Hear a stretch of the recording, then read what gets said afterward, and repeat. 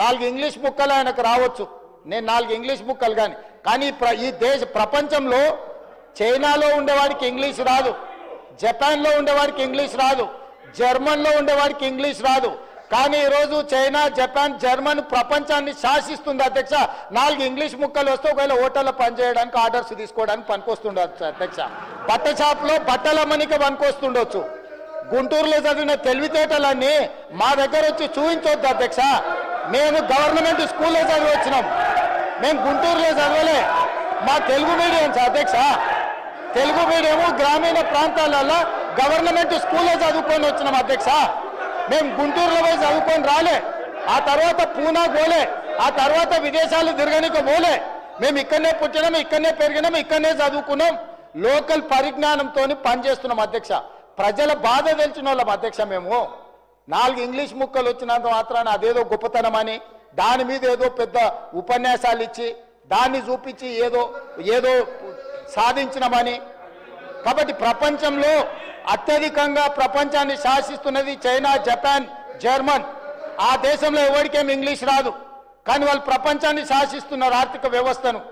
అట్లాంటిది ఈరోజు తెలంగాణ రాష్ట్రంలో ఒక రైతు కుటుంబం నుంచి వచ్చి, గ్రామీణ ప్రాంతాల నుంచి వచ్చి గవర్నమెంట్ స్కూల్లో తెలుగు మీడియంలో చదువుకున్న నేను ముఖ్యమంత్రి అయితే ఎందుకు మీకు కడుపుమంట? ఏందా బాధ? అసలు కళ్ళల్లో నిప్పులు పోసుకుంటారు అధ్యక్ష. నేను కనిపించగానే ఆయననే చూడనికనే వస్తలేడు, చూస్తే అదేదో పాపమైంది అన్నట్టు. కాబట్టి ఇప్పటికైనా దయచేసి ఈ 5 ఏళ్ళు కాదు, వచ్చే 5 ఏళ్ళు కూడా, ఈ 5 ఏళ్ళు కాదు, వచ్చే 5 ఏళ్ళు కూడా మేమే ఉంటాము.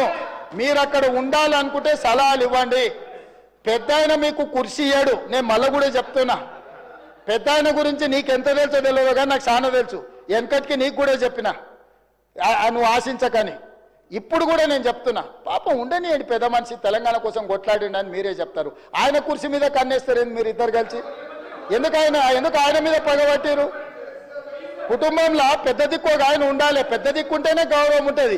పెద్ద ఆయనను కూడా ఖతం చేసి కుర్చీలో కూర్చోవాలనే స్కీమ్లు వేయకండి. ఇంతకుముందే నేను కాగితం తెచ్చిస్తే ఏందో అనుకున్నా, మా వాళ్ళు చెప్తున్నారు, గతంలో నేపాల్ యువరాజు దీపేంద్ర తన కుటుంబంలోని 8 మందిని AK-47 పెట్టి కాల్ చేసిందట, పదవి ఇవ్వలేదని. నేపాల్ రాజు వాళ్ళ పిల్లగాడు కుటుంబంలో పదవులు ఇస్తలేరని రాత్రి డిన్నర్కి పిలిచి AK-47 పెట్టి ఇంట్లో వాళ్ళందరినీ AK-47 పెట్టి కాల్ చేసిండట. అట్లాంటి పరిస్థితులు తెలంగాణలో రాకుండా చూడండి అధ్యక్ష.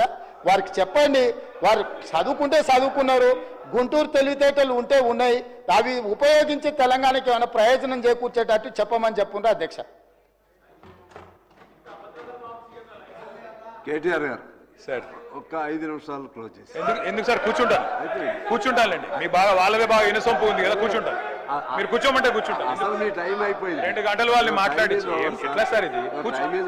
కూర్చుంటానండి సార్, ఎట్లా సార్?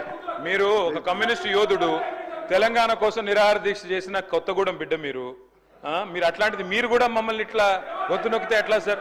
ముఖ్యమంత్రి గారు